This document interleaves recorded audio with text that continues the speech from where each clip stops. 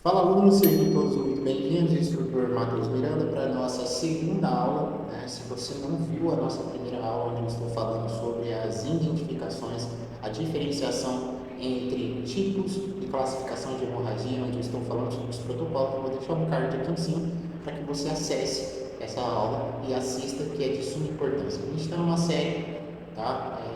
De um treinamento onde eu ministrei esse treinamento online, tá? Para todos os alunos que foram inscritos presenciaram ali de forma remota esse treinamento. E hoje a gente está aqui na aula 2, onde eu vou mostrar para vocês os procedimentos de fazer a execução correta do atendimento em hemorragias, certo? Em cada situação, qual é o passo a passo a se fazer? Então, fique nesse vídeo até o final. Se você gostar, já deixe seu like. Se você não é inscrito aqui nesse canal, já se inscreve aqui e aprenda junto conosco todos os conteúdos que eu vou estar disponibilizando para vocês ao longo dos próximos dias. Bom, pessoal, hoje a gente vai falar expressamente sobre procedimentos e como a gente vai executar em cada lesão, aonde, em cada região, dependendo da gravidade, ou como a gente vai proceder em cada uma dessas situações, certo? E a gente navegou ao longo de 3 dias de treinamento falando sobre a importância da gente priorizar uma situação de contenção de hemorragia, a gente priorizar a segurança, tá? Então, quando a gente fala sobre segurança de cena, a gente vai entender e visualizar a cinemática. A gente tem uma vítima ali que está com uma hemorragia. Uma das primeiras situações que a gente vai visualizar é o ambiente, tá? Pensando o que foi o proveniente, o fator resultante para aquela lesão acontecer, tá?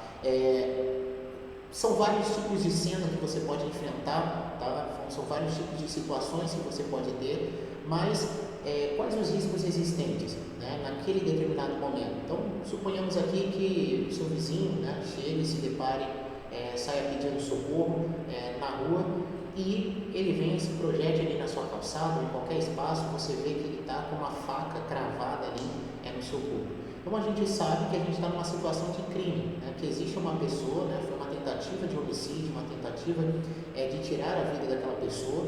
Então, qual que é o risco existente nessa determinada cena? De que essa pessoa que tentou realizar esse crime, tentou realizar esse homicídio, ainda esteja por perto e possa ser uma ameaça para você se você começar a executar os atendimentos de contenção de hemorragia para aquela pessoa no momento. Então, a gente tem que priorizar e saber se o ambiente está seguro. Se for um acidente de moto, você sabe onde que a vítima está, onde que é a localidade, quais são os riscos existentes. Corre risco de acontecer um atropelamento, corre risco de, no momento em que você estiver atendendo essa vítima, acontecer outros fatores que possam prejudicar a sua segurança. Então, um dos primeiros fatores é a gente priorizar a nossa segurança, tá?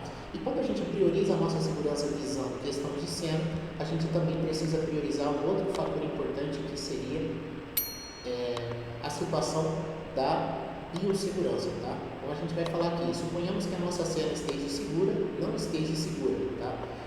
A nossa cena não está segura e eu preciso executar, eu quero executar essa técnica de controle de hemorragia e atender aquela vítima. A gente primeiro precisa estabilizar essa cena. Então, crie fatores. Se é uma situação de homicídio, ligue para um 92, um 90, perdão, ligue para um 90. Tenha a plena certeza e convicção de que essa cena está inteiramente segura antes de você executar a sua técnica de controle de hemorragias e ajudar aquela pessoa no momento. Sabendo ali que a cena está segura, a gente vai pular para a situação de aparamentação com os nossos equipamentos, com os nossos EPIs. Então, em breve aqui no canal eu vou deixar os principais equipamentos de proteção individual para controle de hemorragias, tá? Então, você precisa estar devidamente aparamentado, visando que a gente vai lidar com um agente biológico de maior contaminação, que é o sangue, tá? Então, a gente não pode, em hipótese nenhuma, agir sem pensar na segurança, sem pensar de que a gente está sendo exposto a um risco biológico. Então, pense sempre nesse detalhe, tenha equipamentos de proteção individual, sempre que possível faça a utilização, é o que diz os protocolos. Mas eu te oriento, como instrutor, eu te oriento que em todas as vezes que você for executar procedimentos de contenção de hemorragia, faça a utilização dos equipamentos de proteção individual, beleza? Feita a paramentação, a gente vai realizar a biomecânica, O que é a biomecânica? Na aula 1 que a gente teve, na aula 2 a gente também falou um pouquinho sobre isso, que é tentar entender o que aconteceu, o que levou o fator resultante de termos essa hemorragia ativa, tá? Para que a gente saiba aonde é localizada as principais lesões que podem agravar a vida, tá, dessa determinada vítima. Então, quando a gente fala em biomecânica, a gente está criando uma cena do que aconteceu para gerar aquela determinada lesão, certo? Criado a cena, a gente já tem previamente uma resposta, a gente já entende o que está acontecendo com aquela vítima e aonde estão as principais lesões para que a gente comece a fazer a segunda situação, que seria, o próximo passo, que seria começar a avaliar, né? E quando a gente vai avaliar, eu já vou mostrar para vocês como a gente vai executar essa avaliação de forma mais precisa, tá? Se ele estiver seguro, a gente vai obedecer o procedimento de iniciar a nossa paramentação com os equipamentos e vamos realizar a biomecânica e posterior a gente vai iniciar aí a nossa avaliação, avaliando as principais hemorragias, as principais lesões, os principais agravantes dessa vítima, certo? Quando a gente então finaliza, sabemos que a cena está segura ou que a gente neutralizou, né, controlou já essa cena, a gente vai para o passo que é a avaliação, certo? A avaliação consiste no quê? Na gente fazer expressamente a identificação de qual tipo de hemorragia a gente vai tratar, tá? Lembrando que a gente tem, em primeira instância, a gente vai verificar a classificação de hemorragia. Quando a gente começa a avaliar o corpo da nossa vítima, a gente sabe que podem ter hemorragias internas, que vamos apresentar alguns sinais, igual eu já falei na aula anterior, tá? Se você não viu essa aula, verifique essa aula, que ela é de suma importância para que você entenda todo o contexto das aulas, da série das aulas que eu estou fazendo com vocês. Então vamos supor, né, nós temos duas cinemáticas, então, duas situações que podem ter hemorragias, e seriam hemorragias internas e seriam hemorragias externas. Vamos focar agora em primeira instância em hemorragias internas. Aonde está situada essa hemorragia? De acordo com cada região, a gente vai ter uma tratativa diferente para executar os procedimentos. Então a gente vai começar aqui no canto, tá? Onde a gente tem uma possível hemorragia interna, né, em membros. O que seriam membros? Braços e pernas, tá? Para vocês entenderem. Nós temos membros superiores e membros inferiores. Quando a gente tem qualquer tipo de hemorragia interna, tá, em membros, existe uma técnica que a gente consegue fazer, que é uma técnica de controle de hemorragias breve e simples, né, que ela é uma técnica que pode ser associada às outras técnicas para que o controle de hemorragia seja mais efetivo, e seria a elevação desse membro. Nós suponhamos que essa hemorragia esteja no braço ou na perna da nossa vítima, a gente vai fazer a elevação desse membro, tá? Depois de fazer a elevação desse membro, tá, existem os processos de direcionamento de onde a gente vai levar, para onde essa vítima vai ser levada e como ela vai ser levada, tá? Então vamos supor que a lesão que essa vítima tem, a mancha que apresentou, essa hemorragia interna, está me mostrando sinais de ser uma hemorragia leve, tá? Uma pequena roxidão, vermelhidão, escuridão em um dos membros. A gente vai fazer um deslocamento dessa vítima, a gente pode deslocar ela por meios próprios. O que é meios próprios, Matheus?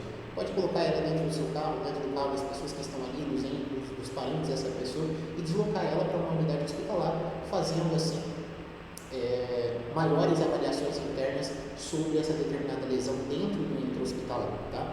E aqui eu gosto já de deixar um adendo, tá? Uma observação muito importante para vocês, que o que trata a grande chance de sobrevida dessa pessoa, que vai levar ela a sobreviver, é o nosso tempo-resposta de chegar com essa pessoa no intra-hospitalar, tá? Ou a unidade de resgate chegar até a cena, para começar se todo um processo invasivo, tá? Em situações mais críticas de hemorragia interna, onde serão aplicados medicamentos, medicações intravenosas para a gente fazer a coagulação desse sangue de uma forma mais rápida e ter ali o extralutar desse sangramento de forma interna, certo? Segundo, nós temos aí lesões moderadas, né? Seria uma média, uma lesão média de média gravidade, né? Então essa mancha em extremidades está me mostrando uma mancha média.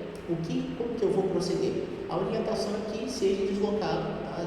Você faça a elevação do membro e você faça o contato, né, com uma unidade de resgate, o 92 ou o 93, se estiver na sua cidade, para que essa vítima ela seja transportada através de cuidados, né, de um técnico de enfermagem ali, um monitoramento de um técnico de enfermagem. Por quê? Se é uma lesão moderada, ela pode ter uma evolução, certo? Ela pode evoluir para uma situação mais grave, uma situação crítica. Então, a gente necessita fazer esse deslocamento através de uma unidade básica aí, de transporte para a unidade hospitalar. Se ela for uma lesão grave, então apresentou uma mancha extensa na região de um dos membros, seja de braço ou seja de perna, a gente precisa fazer o deslocamento dessa vítima através de uma unidade avançada. Como que eu faço o acionamento? 92 ou 93, você faz o acionamento, liga, passa as informações, endereço, local onde ela está e vai reportar para eles que ela está apresentando sinais e sintomas de uma hemorragia interna e necessita-se de uma unidade avançada para fazer o deslocamento dessa pessoa até a unidade hospitalar, certo? Então esse é o processo, né, o proceder, né, em cada situação para situações de hemorragia interna, quando nós temos hemorragia interna do braço, certo? Então aqui a gente fez a primeira parte, vamos para a segunda situação, né, a segunda cinemática que nós podemos ter de vítima, que nos apresente, tá, uma hemorragia na região do tronco, né, ou na região do tórax e nas regiões abdominais. Tá? Aqui já vale ressaltar a grande importância que seria a gente executar o transporte e o deslocamento para essa pessoa de forma imediata para a unidade hospitalar, e ela, 90% dos casos, necessita-se da gente transportar essa vítima através de meios